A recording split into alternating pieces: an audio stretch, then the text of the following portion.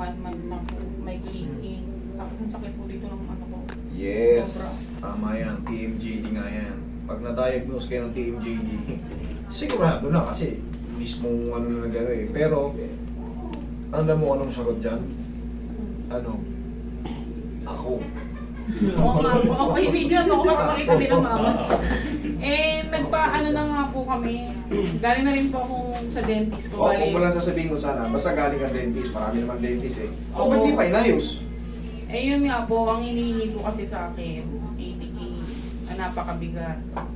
Bakit? Nakikita- Ay, hindi kasi, ang normal procedure dyan, susukatan ka ng, Biting. yes, susukatan ka ng splint. Ngayon, siyempre, pag sinukatan ka ng splint, kakabit yung splint. Hindi mo na mai-enjoy ngayon yung pagkain mo ng masarap. Bakit? Ka-splint ka eh. Pag tinanggal mo yun, sira na naman yung ano mo. Kasi dadayain lang ng splint yung bite mo. Yun ang totoo.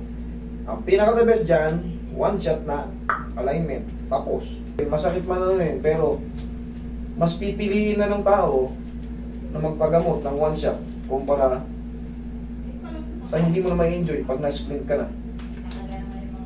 Hindi naman namin binanggit kung saan. Ang mahalaga, sinabi niya lang. Pinahihirapan niya. Dito masakit pa. Hindi masakit. Yun nga. Hindi ka makanga ng todo? Masakit siya eh, pag sobrang. O, ibig sabihin hindi nga. Sige, dito ka. Medyo malaki ka dito ka. Dito ka. Sige nga. Sara. Yun. Gets ko na. Sige nga. Dahan-dahan sara. Sara. One more. Nga. Dahan-dahan sara. Yan. One more ulit. Dahan-dahan sara. Pang! Bingo. Diyan ka lang. Huwag ka muna nga. Hayaan mo munang mag-sink in. Tapos, pekto sa tenga. Pekto sa leeg. Tapos massage sa ulo. Tapos na yan. Relax.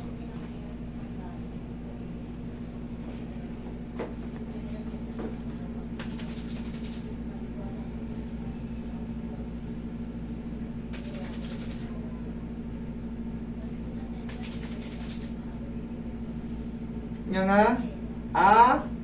Sara. Lakihan mo ba? Sara. Oh. Ano? Sakit ba? O konti na lang? Siya nawala. Nawala? Kasalanan mo yan. Pumunta ka rito. Wait lang. Mamassage ko na yung ulo niya kasi damay na yung ulo niya eh. Wala ka rin. Oh, kailangan mo ba ng 80 mil? Mukhang hindi na. Ma'am, ganito, tuturuan kita.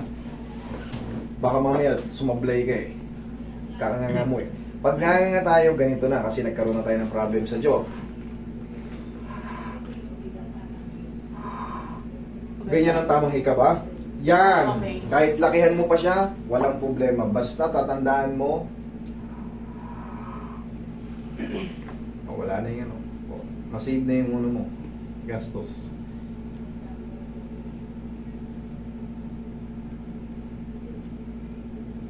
Pag na-splint, hindi mo na ma-enjoy yung pagkain mo. Hindi mo na ma-enjoy. Pag binaklas mo naman yun, sasakit. O, nalalasahan mo na yung splint.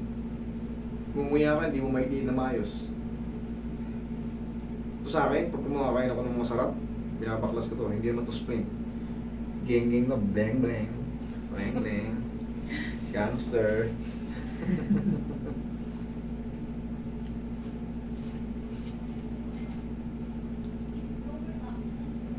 Hindi ko kaya yung sakit eh. Kagabi.